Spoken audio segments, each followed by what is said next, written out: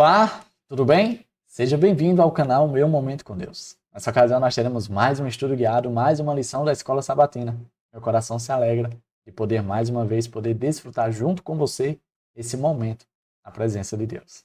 Antes de nós conhecermos o tema de hoje, texto, contexto e as lindas lições que Papai do Céu reservou a cada um de nós, eu gostaria de primeiro orar, mas antes de orar, gostaria de te pedir, se caso você ainda não for inscrito, a se inscrever no canal, certo?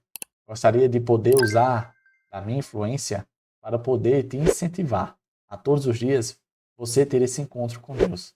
Se você me permitir, se você achar por bem, eu vou fazer isso com o coração cheio de alegria, tá bom? Também deixa o gostei, um comentário falando sobre a lição, sobre alguma coisa importante para você. Eu ficarei muito feliz de ler e também de responder ao seu comentário. Também, muito importante, compartilha. Envia para teus irmãos, para teus amigos, para aquela pessoa que você quer bem, que você sabe que gosta de assuntos bíblicos e estudar a Bíblia. Eu tenho certeza que o teu incentivo na vida sobre ela não vai ser algo em vão. Vai ser algo muito produtivo e que com certeza vai agregar positivamente a vida daqueles que você quer bem. Tá bom? Vamos orar então? Feche seus olhos, ore comigo. Senhor Deus, estás nos céus, muito obrigado, Pai, por mais uma oportunidade de poder estudar a Tua Palavra. E nesta ocasião, mais uma vez, o nosso coração possa ser impressionado, impactado e, acima de tudo, sensível às Tuas palavras.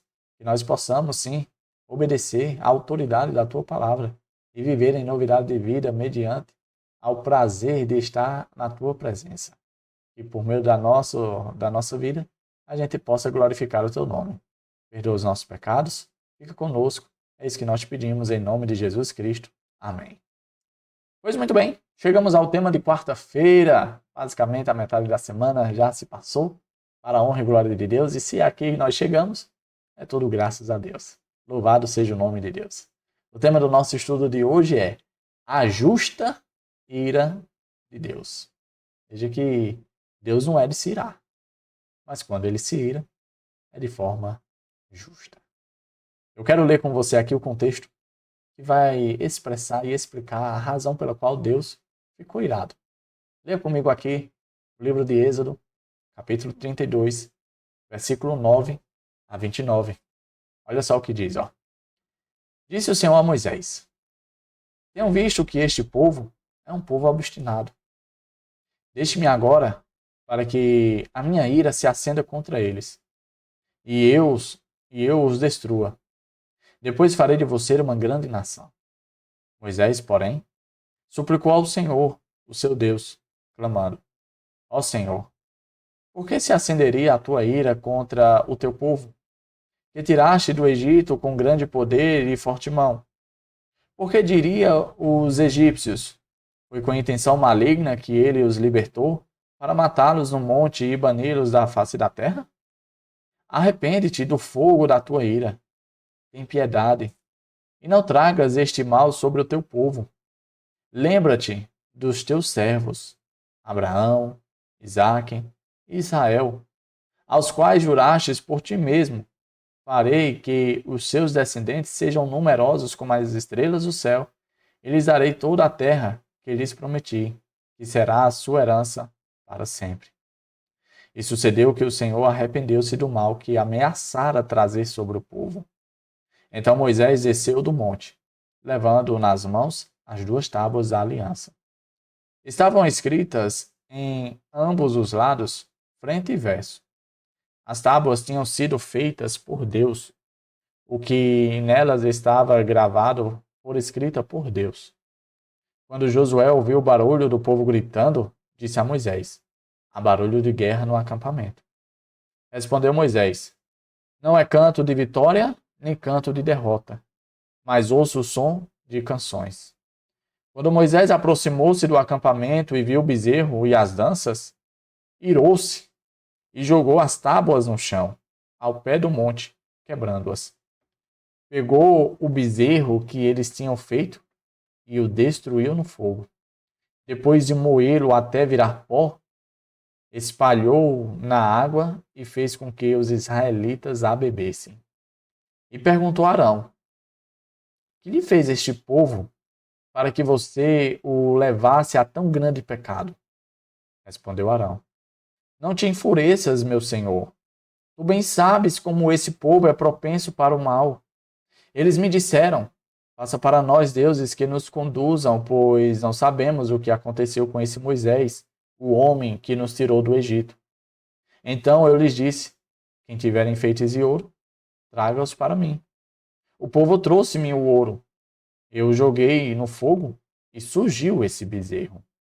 Moisés viu que o povo estava desenfreado e que Arão o tinha deixado fora de controle, tendo se tornado objeto de riso para os seus inimigos. Então ficou em pé à entrada do acampamento e disse: quem é pelo Senhor, junte-se a mim. Todos os levitas se juntaram a ele. Declarou-lhes também: assim diz o Senhor, o Deus de Israel: pegue cada um sua espada, percorra o acampamento de tenda em tenda e mate o seu irmão, o seu amigo e o seu vizinho. Fizeram os levitas conforme Moisés ordenou. E naquele dia morreram cerca de 3.000 dentre o povo. Disse então Moisés: hoje vocês se consagraram ao Senhor, pois nenhum de vocês poupou o seu filho e o seu irmão, de modo que o Senhor os abençoou neste dia. Contexto um pouco longo, mas um contexto muito rico em informação. Contexto cheio de detalhes. Nós vamos aproveitar agora para comentar alguns deles e extrair algumas lições importantes.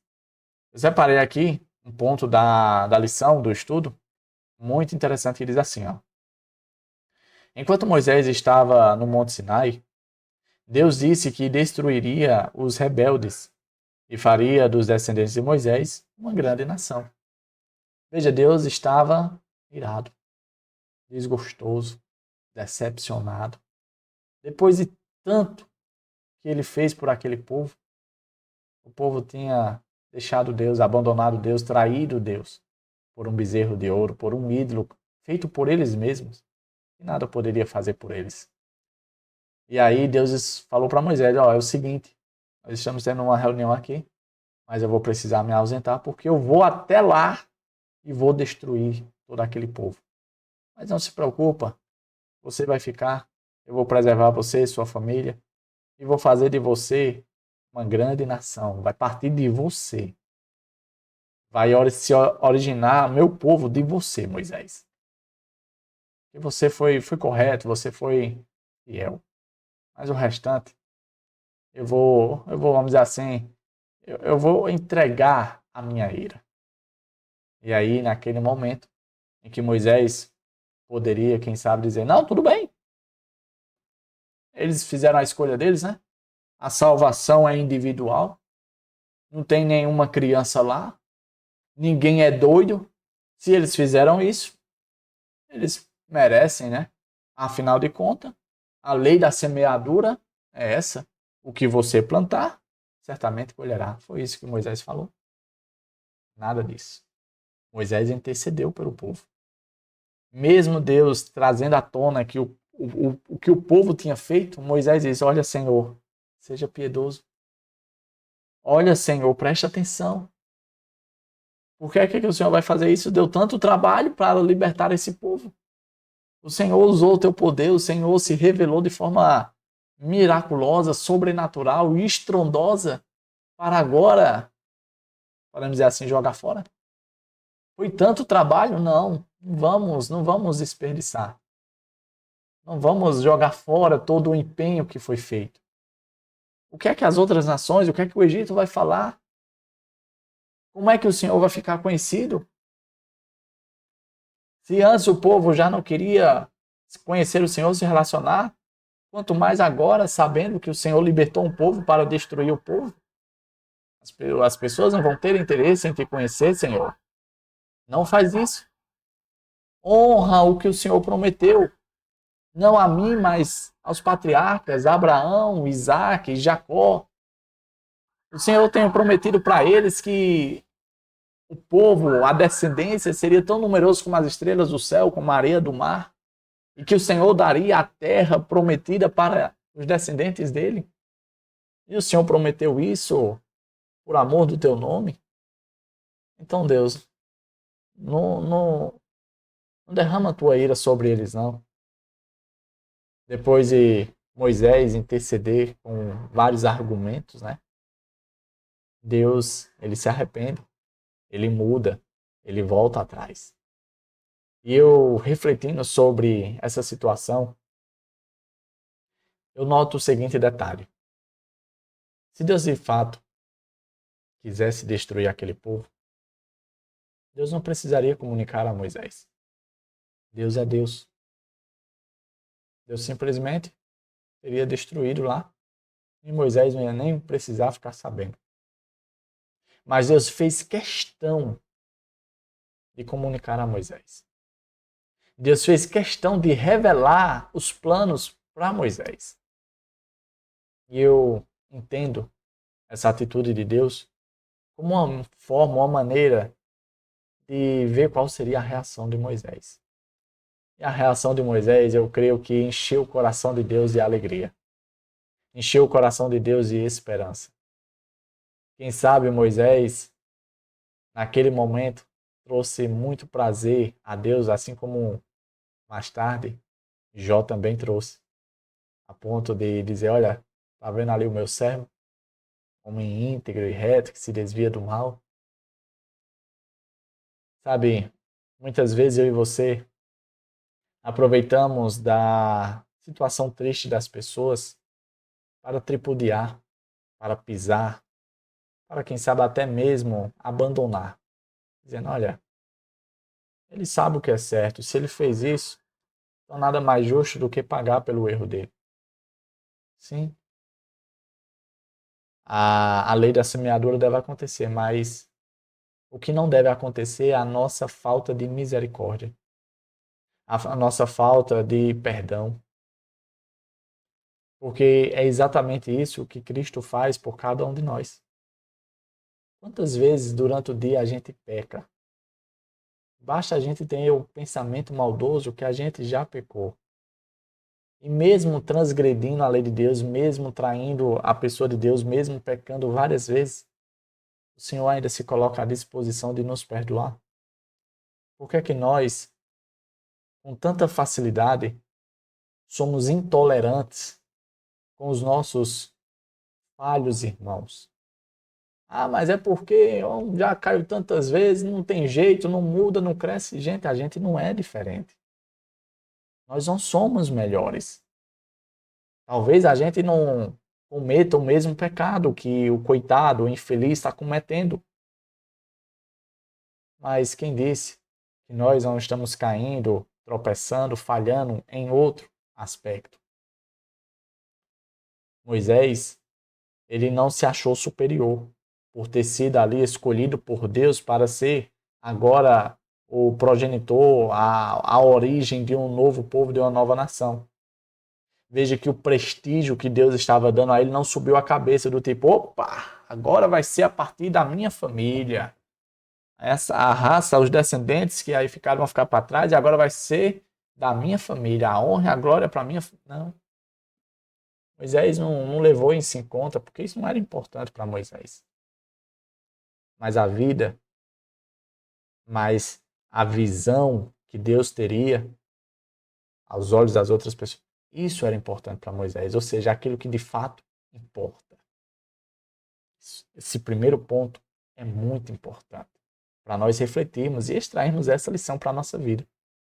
Como estamos reagindo frente à debilidade, à fragilidade moral dos nossos semelhantes.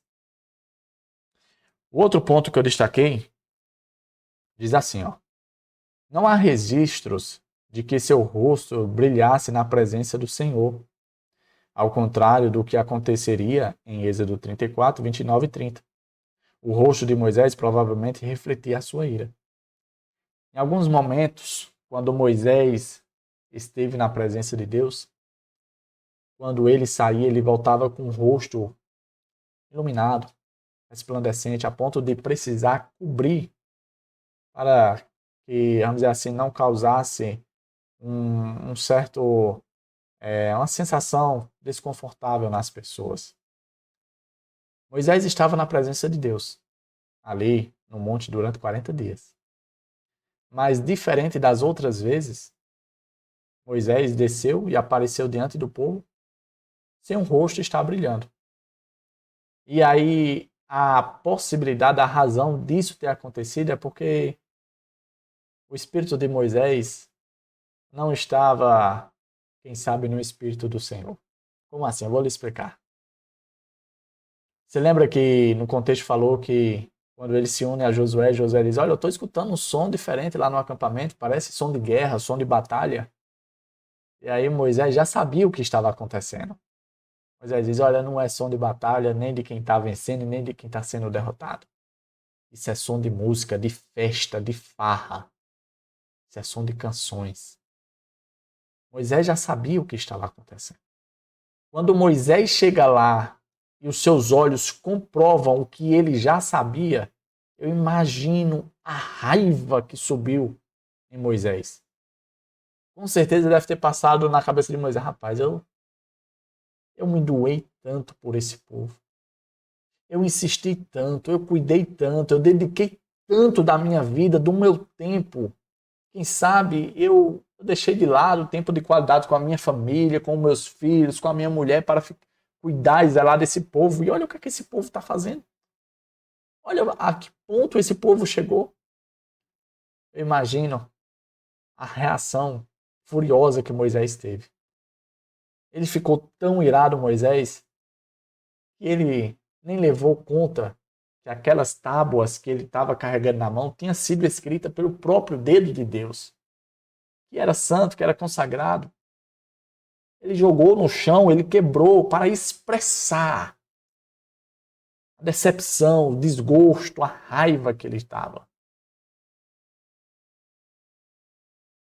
Isso é bastante interessante porque da outra vez, no contexto do Êxodo 34, quando ele recebe pela segunda vez as tábuas, Deus escreve pela segunda vez a lei, Moisés volta com o rosto iluminado. O contexto é diferente, o povo estava tranquilo, estava de boa, estava esperando. E Moisés volta com o rosto iluminado, ele estava em paz. Mas esse contexto, em que estava acontecendo ali uma forte, podemos dizer assim, um forte golpe, né, dentro do relacionamento com Deus, Moisés não estava em paz.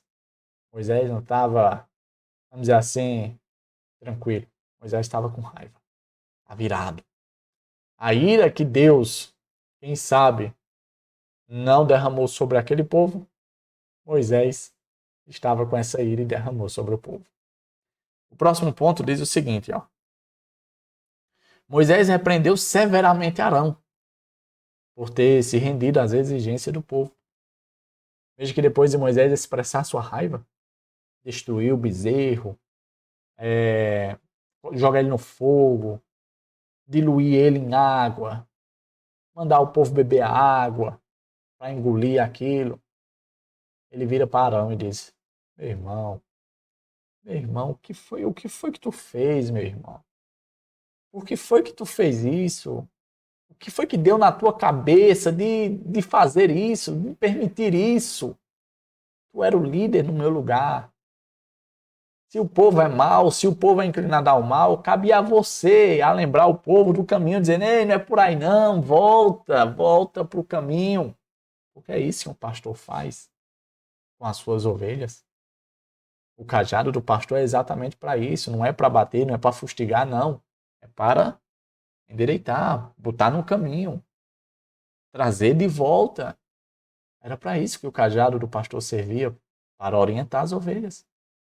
Mas aí quando o povo botou pressão, quando Arão se viu como minoria, Arão fez a vontade do povo.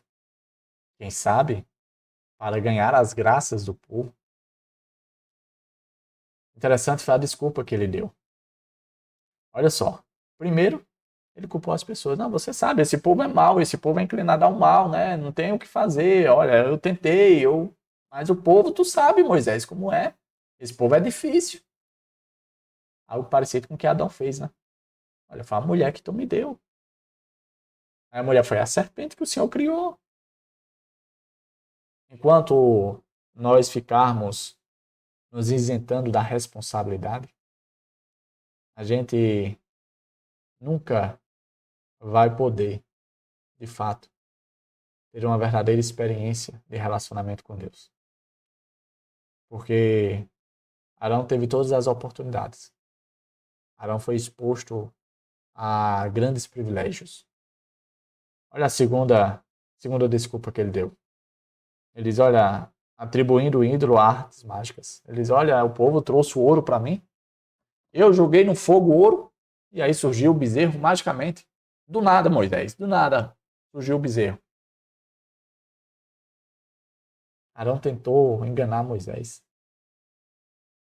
Veja o que a idolatria é capaz de fazer.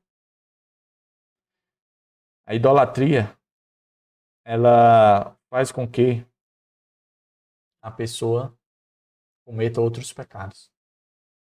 Olha esse outro ponto que eu destaquei, ó. O que piorou a situação foi que Arão havia sido grandemente honrado por Deus, tendo recebido inúmeros privilégios, que incluíam subir no monte com Moisés e os 70 anciões. Vocês lembram daquele jantar que Deus preparou do banquete? Pois é, não foi só Moisés, não foi só os 70 anciões, mas também Arão e seus filhos viram a Deus e tiveram aquela experiência maravilhosa com Deus. Arão era o segundo em comando diante do povo. Deus tinha dado muita honra e privilégio. E sabe qual é a lição para mim e para você? Prestígio, cargo, posição. Nada disso nos garante permanecer no caminho. Nada disso nos garante tomar boas decisões. Nada disso. Veja Arão. Arão desfrutou do melhor da presença de Deus. E mesmo assim, cometeu um grande pecado. Um grande pecado. Porque não foi um pecado cometido apenas por eles, mas um pecado que colocou outros para o caminho errado. O outro ponto que eu destaquei diz assim, ó, que ironia sombria. Ao alegar que havia ocorrido um milagre, Arão quis enganar seu irmão. Note que um pecado leva a outro. Nesse caso, idolatria, a mentira. Arão estava, vamos dizer assim, enlameado com o pecado. E aí não bastou cometer idolatria. Para tentar explicar a idolatria, Arão mente, tentando enganar Moisés. Mas Moisés não foi enganado. Moisés sabia, Moisés entendeu. O último ponto que eu destaco do nosso estudo diz assim, as consequências negativas eram evidentes. E Moisés teve que interromper a rebelião imediatamente. Moisés teve que arrancar o mal pela raiz. O tempo de tolerância, o tempo de misericórdia para alguns naquele dia tinha chegado ao fim. A grande maioria das pessoas que fizeram com que Arão criasse ali o bezerro, a grande maioria eram egípcios que tinham ido com Israel. Vocês lembram que eu falei isso no estudo de ontem? Pois é. Essas pessoas não viram o sol nascer no dia seguinte. A ordem de Moisés foi clara. Olha, quem está comigo? Quem vai pertencer ao lado de Deus? E aí a Bíblia diz que os levitas foram lá e se posicionaram. Não, nós vamos ficar com Deus, nós escolhemos Deus. E aí Moisés deu uma ordem clara, dura e difícil. Moisés diz, olha, peguem as suas espadas e vão na casa dos seus vizinhos, dos seus irmãos, dos seus parentes e matem. Devem matar quem? Matem todos aqueles que ao invés de escolherem o Senhor, escolheram o bezerro de ouro. Nós temos que extirpar esse mal para não contaminar o restante de Israel. A Bíblia diz que naquele dia, cerca de 3.000 pessoas morreram. E Moisés conclui o contexto dizendo o seguinte: porque vocês fizeram isso. Davi, eles mataram as pessoas? Sim, mataram as pessoas. Porque vocês fizeram isso, vocês glorificaram o nome de Deus. Vocês honraram o nome de Deus e por conta disso, vocês serão abençoados. Sabe, há momentos na vida que pede uma reação dura, drástica e direta. Que eu e você possamos estar prontos para esse momento. Porque quando chegar o momento, não vai ter meio termo, não vai ter em cima do muro, não vai ter espera mais um pouco, deixa eu ver se eu entendi, eu preciso de mais informação, eu preciso de mais... Não. Ou você é do lado de Deus, ou você não é. Infelizmente, para aqueles que não escolheram Deus, que não escolhem Deus, o destino, infelizmente, é o mesmo, que foi preparado exclusivamente, somente para Satanás e seus anjos. O lago de fogo e enxofre que Deus preparou para Satanás e seus anjos era somente para eles. Para aqueles que ousaram se rebelar contra o Criador. Mas, infelizmente, haverá pessoas, como houve dentro desse contexto, que vão também ter o mesmo destino. Porque quando tiveram a oportunidade, não escolheram o Senhor. Chegamos ao fim de mais um estudo. Hoje um estudo muito bom, muitas lições importantes. Falando sobre a justa ira de Deus. Deus tinha todos os argumentos para fazer o que bem quisesse. Afinal de contas, ele é Deus. Ele não precisa justificar, ele não precisa perguntar. Mas, ao ser interpelado ali por Moisés, ele decidiu fazer diferente. E quem derramou a ira sobre o povo não foi Deus, mas foi o seu servo Moisés.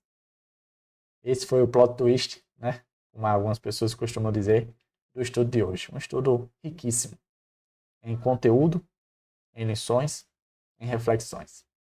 Eu espero te ver aqui no próximo estudo, tá bom? Não falta. Vai ser maravilhoso. Até a próxima e tchau, tchau.